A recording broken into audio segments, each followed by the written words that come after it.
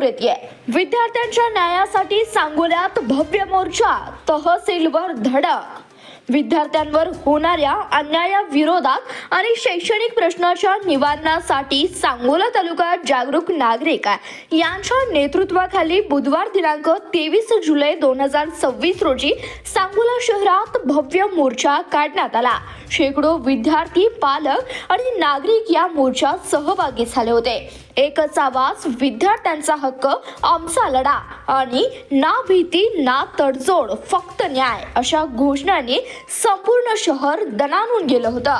पाहुयात सविस्तर।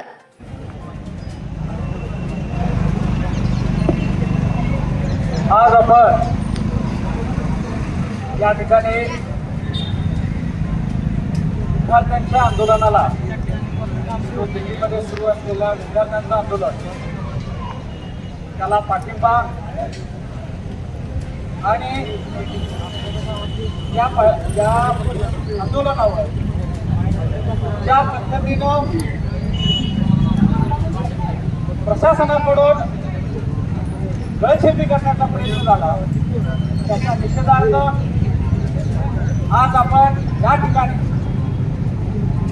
तिरंगा बचाव, संविधान बचाव सद्बुद्धी दिंडी आज आपण सकाळपासून शहरामध्ये काढली आणि या दिंडीला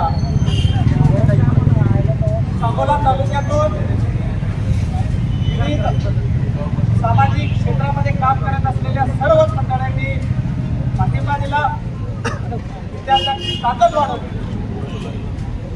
त्याबद्दल प्रथम मी सर्वच माजी सैनिक आहेत, विविध पक्षाचे संघटनांचे पदाधिकारी त्यांचं मी खूप अभिनंदन करून शुभेच्छा देतो की आज ही लोकशाही जिवंत असलेल्याचं प्रदर्शन मी आजच्या दिवशी दाखवून दिलं। साहेबांना ऊसतोडी करण्याचं आयुष्य घालवलं, आम्हाला काही असला संघर्ष शिकवला नाही आणि आमच्या बेताने की आमचं रणगाडा आणि रडगाडा ही शासनाच्या विरोधामध्ये हे करायचे आमचं चालू आहे। तिथं ज्या वेळेला 2011 साली माझं DED झालं, त्यावेळेला TETची परीक्षा झाली। त्या भडव्यांनी TETच्या परीक्षेमध्ये 4-4, 5-5 लाख रुपये घेऊन ते पेपर विकत घेतलेले होते। आता आम्हाला समजलं की आम्हाला नोकरी का लागू शकली नाही। आम्हाला हे पेपर फुटल्यानंतर कळालं की आपल्या क्वालिटी होती, पण पैशाची क्वालिटी या प्रस्थापितांच्याकडे होती, त्यामुळं आपल्याला नोकरी लागू शकली नाही। आणि तरी सुद्धा सदाभाव काल बरळतो कसा की ही सुद्धा सगळी जी पोरं आहे आता सगळे म्हणतात म्हणून हे सध्या आपल्याला काय म्हणतोय, तो भाजपचा दलाल आहे, दलाल। आणि आपल्याला काय म्हणतोय माहिती का, ही सगळी जी आहे ती ही नक्षलवादी आहे ती।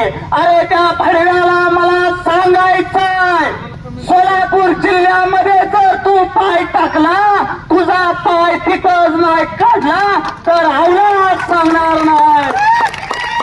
अरे तू ज्या वेळेला कृषी मंत्री होता, त्यावेळेला ज्या वेळेला तू निवडून या लोकसभा मतदारसंघामध्ये उभा, ज्यांच्या या ठिकाणी आई बापांच्या बरोबर या विद्यार्थ्यांच्या नरडीचा खोड घेण्याचा जो प्रकार केलेला आहे, भविष्य काळामध्ये नरेंद्र मोदी तुमच्या नरडीचा खोड घेतल्याशिवाय ही जनता आता गप्प बसणार नाही।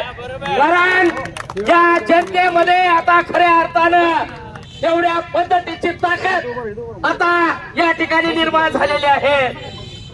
अरे ये आजादी झूठी है, देश की जनता भूखी है, अशा पद्धतीने या ठिकाणी 15 ऑगस्ट 1947 ला हा देश स्वतंत्र झाला आणि 16 ऑगस्ट 1947 ला अण्णाभाऊ साठे या व्यवस्थेला विचारतात, अरे ये आजादी झूठी है, देश की जनता भूखी है। आणि ते खरंही आहे।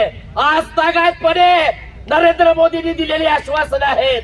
मी 2-2 कोटी या ठिकाणी असणाऱ्या तरुणांना या ठिकाणी नोकऱ्या लावतो। प्रत्येकाच्या खात्यामध्ये 15-15 लाख रुपये या ठिकाणी आम्ही त्या ठिकाणी देतो। अशा पद्धतीने या ठिकाणी लोकांना भुलवून अशा पद्धतीने हे सरकार आणि नरेंद्र मोदींनी घेतलेली या ठिकाणी आपली जी या ठिकाणी जी भूमिका आहे ती देशाच्या विरोधात आहे.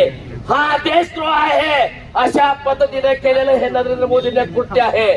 भविष्य काळामध्ये आज खऱ्या अर्थानं आज या जंतर मंतरवरती आज 26वा दिवस आहे. एक साहित्य इथे उपस्थित सर्व राजकीय, सामाजिक, शैक्षणिक क्षेत्रातून आलेले सर्व मान्यवर, पत्रकार बंधूंनो आणि माझ्या विद्यार्थी मित्र मैत्रिणींनो, आज आपण इथे सर्वजण एकत्रित झालो आहोत ते विद्यार्थ्यांच्या न्यायासाठी आणि त्यांच्या भविष्याचं जे चित्र आपल्या समोर उभं राहिलेलं आहे आणि त्यांच्यावरती होणाऱ्या अन्यायासाठी आज आपण इथे उपस्थित झालेलो आहोत.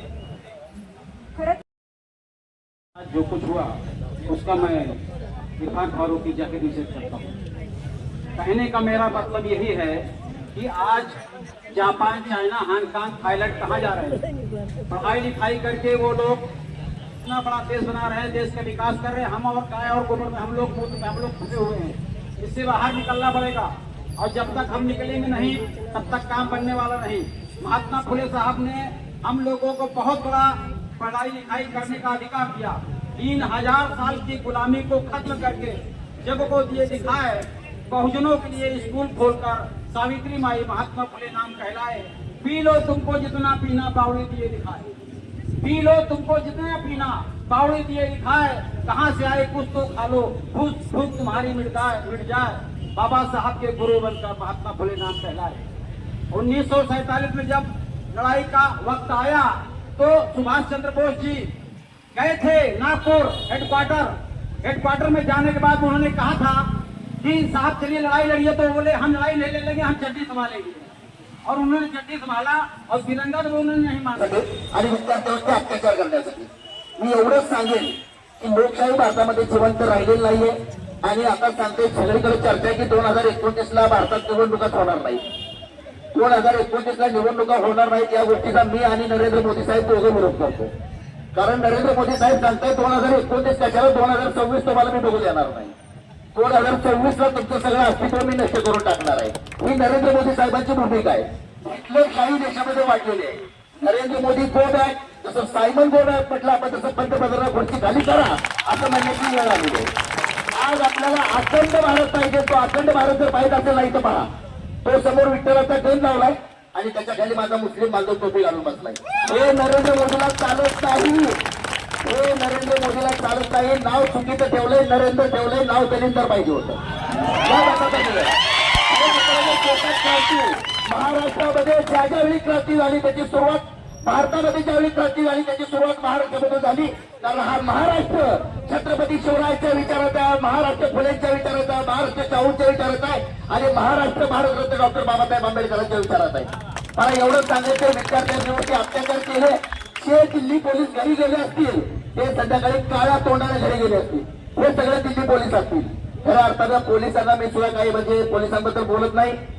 पोलिसांना माझी विनंती आहे, आज देशाची अवस्था अशी झालेली आहे की तुम्ही जनतेचे सेवक आहात, परंतु राज्यकर्त्यांची गुलामी करण्याची अवस्था या नरेंद्र मोदी सरकारला आणलेली आहे. आज तुम्ही स्वतःहून काही करत नाहीये. तुम्हाला आदेश दिला त्या आदेशाचं तुम्ही पालन करताय. आज देखील आम्ही सांगतो, एवढा मोठा चांगला मोर्चा निघालाय.